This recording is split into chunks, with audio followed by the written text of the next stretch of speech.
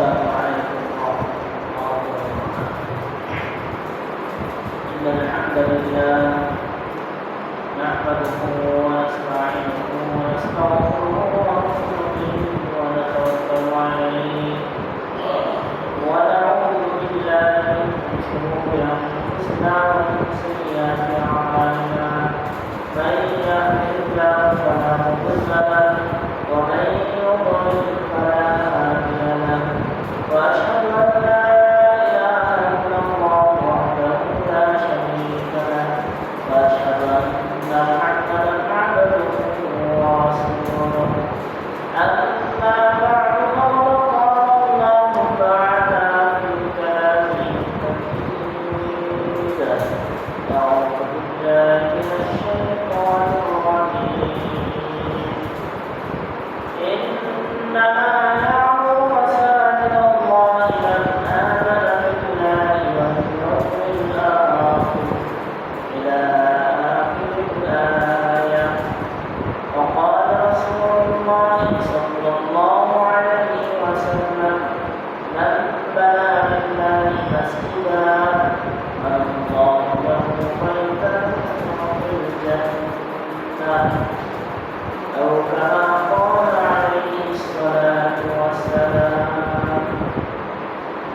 محترم الحاضرين، Allah Subhanahu wa Ta'ala Maha Terbaik, lalu bersyukur dan memuji যিনি আমাদেরকে প্রত্যেক সপ্তাহে আজকেও ইসলামী সেমিনারে উপস্থিত হওয়ার তৌফিক এনায়েত করেছেন। সেজন্য সকলে অন্তঃস্থলে বলি আলহামদুলিল্লাহ। অসংখ্য অগণিত দরুদ ও সালাম বর্ষিত হোক প্রিয় নবী মুহাম্মদ রাসূলুল্লাহ সাল্লাল্লাহু আলাইহি ওয়াসাল্লাম। সবাই বলুন আল্লাহুম্মা সাল্লি আলাইহি আল্লাহুম্মা বারিক আলাইহি। প্রিয় উপস্থিতি, তো আমাদের সেমিনারের ধারাবাহিক আলোচনা চলছিল জান্নাতে যাওয়ার আবশ্যকতা। জান্নাতে যাওয়ার আবশ্যকতা মানে যে সমস্ত আমল করলে বান্দা জান্নাতে যেতে পারবে, যে সমস্ত আমল করলে বান্দা জান্নাতে যেতে পারবে, সেই ধারাবাহিকতায় আমরা 1 থেকে নিয়ে 11 নম্বর পয়েন্ট পর্যন্ত আলোচনা করেছিলাম। তো আজকে আরো 2 পয়েন্ট নিয়ে আলোচনা করবো ইনশাআল্লাহ। আজকে 12 এবং 13। তো সংক্ষেপ আকারে আমার পিছনে যে পয়েন্টগুলো সেগুলো স্মরণ করে দিচ্ছি। 1 নম্বরে আমরা জানতে পেরেছিলাম তাওহীদ বা আল্লাহর একত্ববাদ স্বীকার করলে, প্রতিষ্ঠা করলে, আল্লাহর একত্ববাদের স্বীকার করলে জান্নাতে যাওয়া যাবে।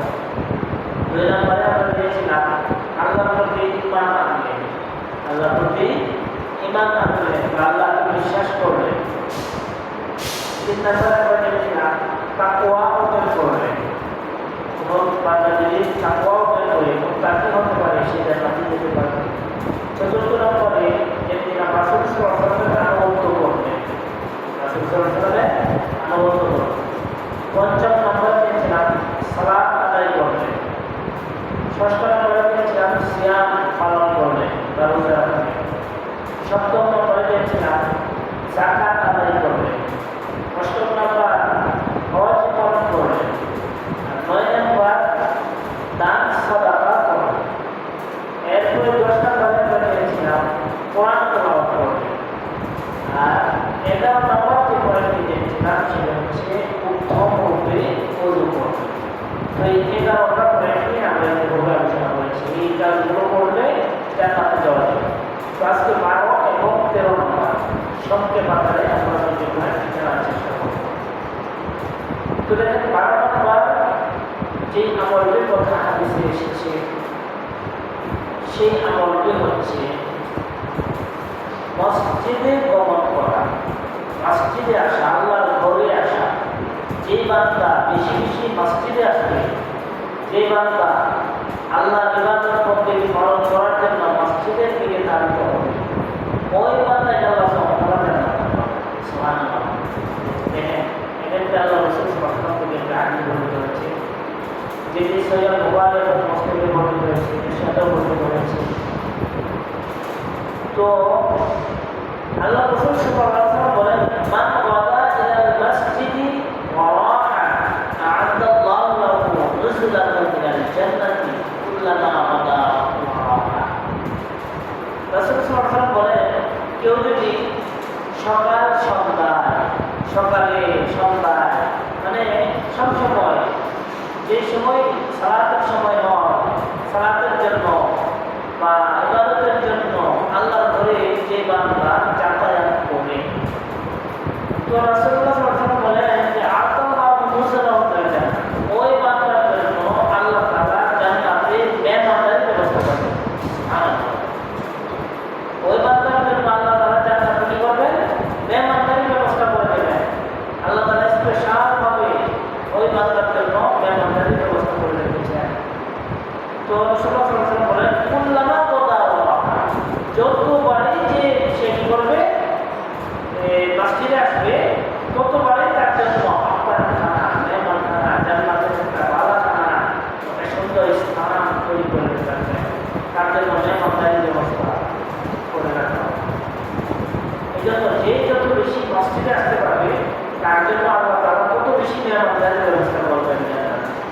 এই জন্য আমাদের মসজিদে যেন বেশি আসা হয়, সেদিকে লক্ষ্য রাখা হয়।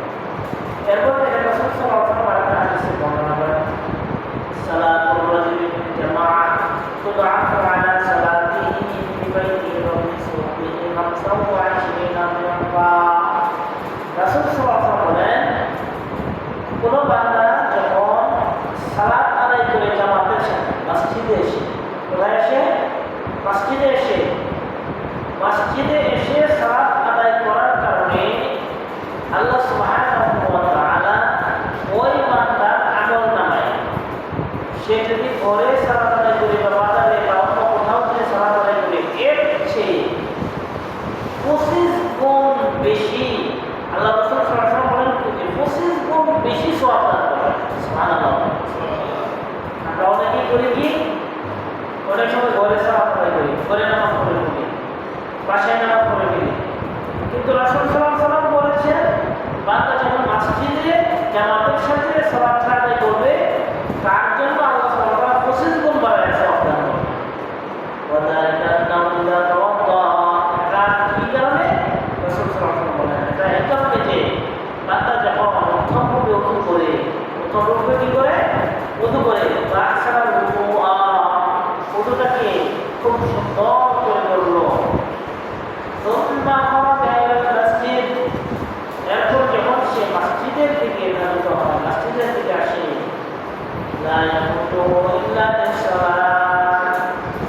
ওই বান্দা মসজিদে আসে কিসের জন্য? সালাত আদায়ের জন্য, নামাজ পড়ার জন্য।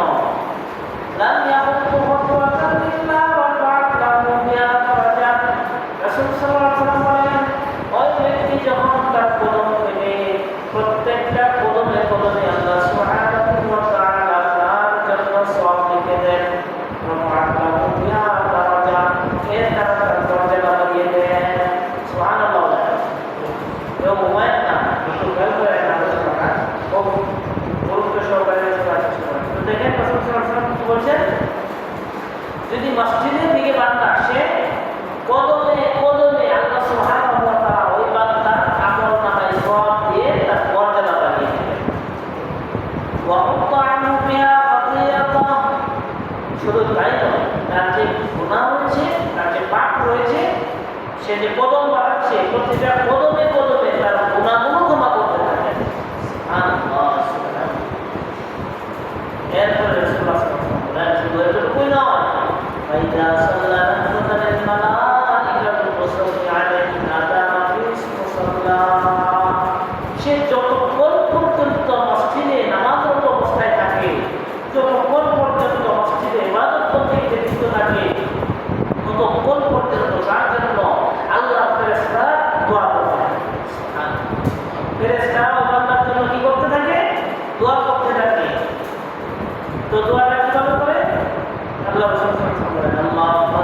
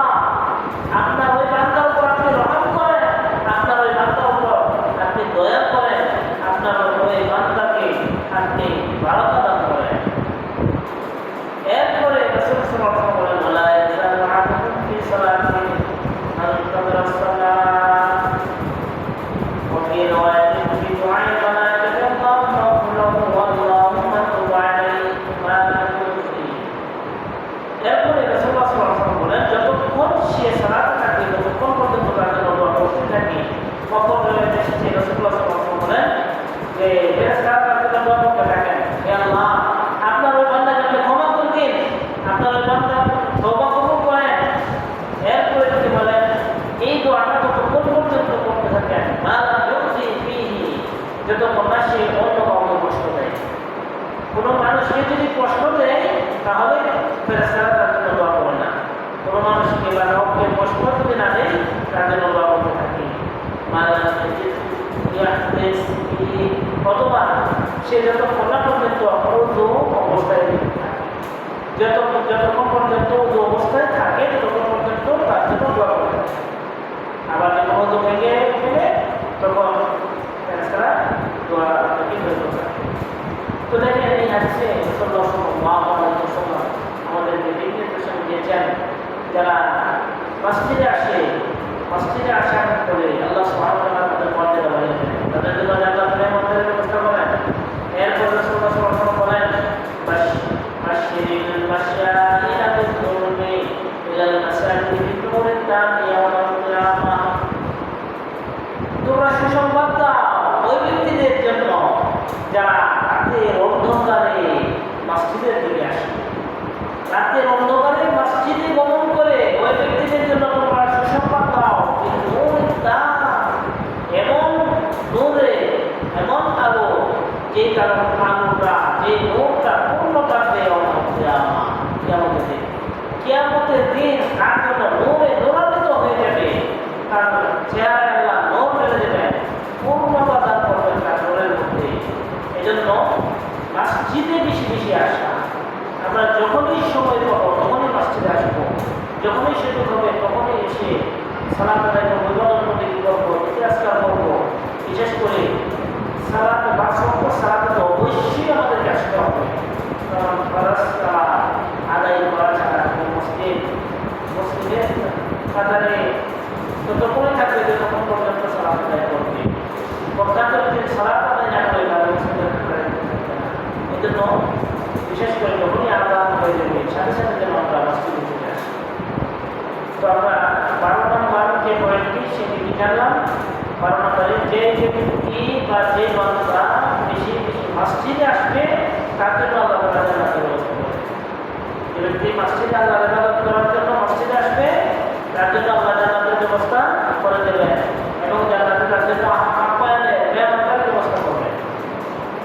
এরপরে 13 নম্বর যে আমলটি জান্নাতে যাওয়ার অন্যতম আমল, সেটি হচ্ছে মসজিদ নির্মাণ করা। মসজিদ কি করা? নির্মাণ করা। মসজিদ নির্মাণ করা, মসজিদ বানানো, আল্লাহর ঘর বানানো।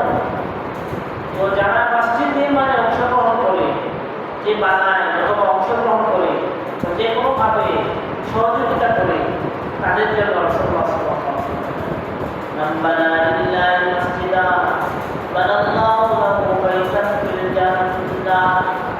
কোন ব্যক্তি যদি আল্লাহর জন্য মসজিদ তৈরি করে, কোন ব্যক্তি যদি আল্লাহর জন্য কি করে?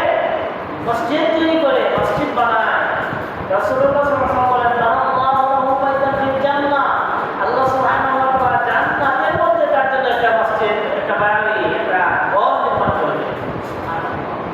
যেই বাড়িটি থাকবে খুবই সুসজ্জিত, যেই বাড়িটি থাকবে খুবই মনোমুগ্ধকর, অত্যন্ত সুন্দর, চমকপ্রদ, এমন একটা বাড়ি, এমন একটা ঘর তার জন্য নির্মাণ করে দেওয়া হবে। যারা মসজিদ তৈরি করে, মসজিদে অংশগ্রহণ করে, মসজিদে সহযোগিতা করে, এজন্য আমাদের মধ্যে এটাও থাকতে হবে আমরা যেন নিজেরা মসজিদ তৈরি করতে পারি। যদি এরকম ক্ষমতা না থাকে আমাদের মধ্যে মসজিদের যেন আমরা সহযোগিতা করতে পারি। যে মসজিদ নির্মাণ হচ্ছে, যে মসজিদ তৈরি হচ্ছে, এই মসজিদের যেন আমরা যতটুকু পারি ততটুকু সহযোগিতা করব। এই কাজটি যাতে আমরা করতে পারি, তাহলে আমাদের জন্য আল্লাহ তাআলা জান্নাতে বাড়ির ব্যবস্থা করবেন। তো সম্মানিত উপস্থিতি, আজকে আমাদের আলোচনার বিষয় হচ্ছে জান্নাতে যাওয়ার আকর্ষণসমূহের 12 এবং 13 নম্বর পয়েন্ট। তো 12 নম্বর পয়েন্টে আমরা জানলাম যারা যে সমস্ত বান্দারা মসজিদে আসে, মসজিদে গমন করে, তাদের জন্য আল্লাহ তাআলা জান্নাতের ব্যবস্থা করে রেখেছে। আর 13 নম্বরে আমরা জানলাম যারা মসজিদ তৈরি করে, আল্লাহর ঘর যারা তৈরি করে, যারা আল্লাহর ঘর তৈরিতে সহযোগিতা করে, সাহায্য করে, তাদের